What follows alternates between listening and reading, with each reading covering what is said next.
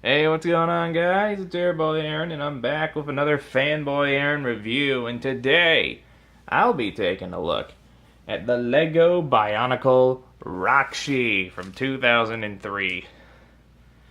From left to right, we have the Rahkshi of Earth, set number 8591, Vorak.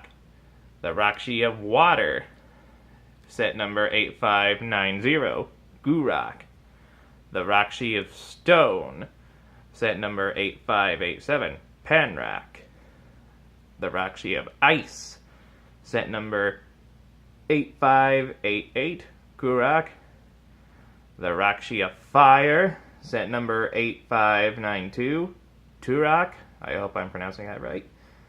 And last but not least, the Rahkshi of Air, 8589, Lirak.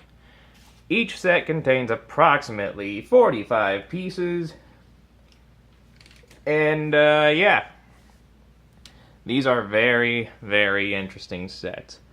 Now, they came out late 2003, if I remember correctly, and they were a very, very big deal. Aside from being characters that were shown in the first Bionicle movie, Bionicle Mask of Light, they're also the first sets to feature many other things as well.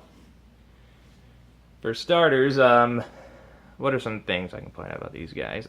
They have a very consistent look. They definitely look like a team. The kind of team that could give a group of Toa a run for their money, which these guys basically do. Another good thing about them is their look. They are meant to be villains, or at least something meant to serve villains, and I think appearance-wise, they fit that role perfectly. Now, story-wise, the Rahkshi are the sons of Makuta, the main antagonist for Bionicle, and they have been tasked with finding the Herald of the Mask of Light to prevent the coming of the seventh Toa, who would bring an end to the Makuta shadows. Each Rahkshi had a unique power. The black one had the power of hunger, which allowed him to drain the strength from his enemies. The blue one had the power of disintegration, which allowed him to disintegrate things. I don't really know. The brown one had the power of fragmentation, which kinda sounds like a different version of disintegration. I don't know about those two as well. The last three I do know very well. The white one has the power of anger, which makes his opponents very angry at each other, enough so that they'll turn on each other and fight each other. It's actually shown in the movie. The red Rahkshi had the power of fear. It allowed him to stun his opponents by making them see and hallucinate about their worst fears. And last but not least, the green one is the Rahkshi of poison. That pretty much says it all right there. He poisons things. Now, the Rahkshi are basically clone sets, meaning they share the same basic design. You have one, you pretty much got all of them. The only real differences between the Rahkshi are the color schemes and the silver pieces. They each have different molds for the spines and the staff ends here. Now I'm going to use Turak here as my primary example. Other good things about the Rahkshi is that they were the first Bionicle sets to feature bending knees, which allowed for some really impressive poses. And I do love that. Other good things about the Rahkshi, their functions. You turn this little thing here, and they'll swing their arms, hitting you with their stabs. I'm just gonna beat the shit out of you. Aside from that, they had another function which played into the collectibles from that year. This top bit will open up, revealing the Krata inside. Story-wise, the Krata are, I guess technically they're actually the Rahkshi. they just power the Rahkshi bodies. And it's where the Rahkshi get their powers from. If I can get the camera to focus. Now, each Rahkshi comes with his own Krata.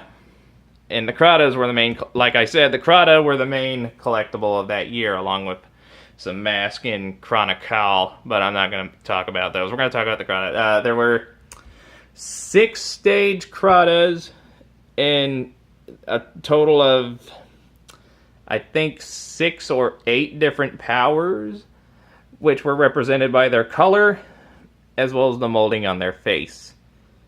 Now, I don't know everything about that, and I don't have any more of the Krata other than the ones they all come with.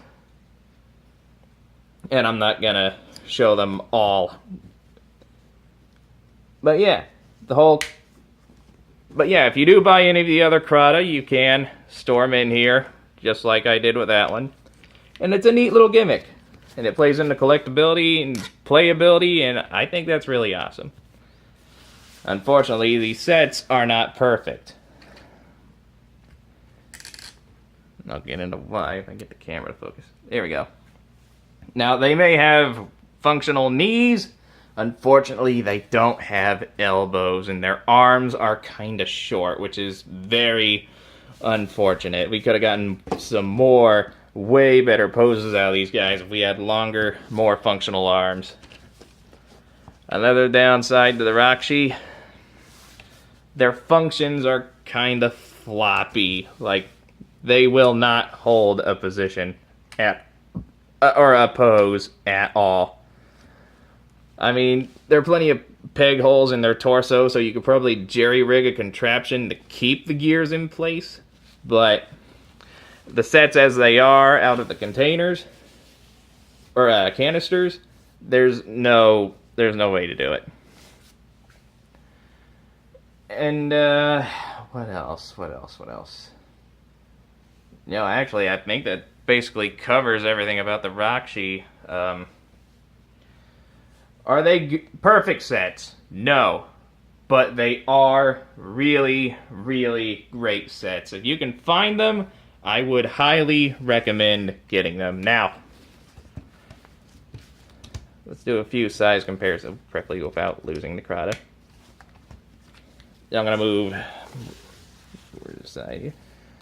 Now, size comparisons. I don't have many other sets from 2003, unfortunately, but here's the Rahkshi next to a Paraka. You can see he's just a bit shorter than a Paraka. Again, they all share the same design, so however tall he is compared to them, so are the rest. Here he is next to Toa Inika Jala, to be precise. The Toa Inika might be my next Bionicle review. I haven't decided yet. Again, a little shorter compared to newer sets. Speaking of newer sets, just so you have an idea of how they compare with way newer sets, here he is with the Master of Fire, Tahu, the Master of Fire from 2015. And yeah, that's not bad.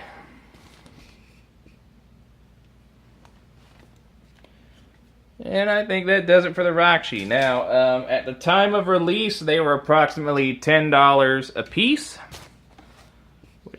which honestly is pretty good. If you can, I don't think you can find one individually for that price, but I think you can find them all together for about 50 to 60 bucks, and that's a pretty good deal.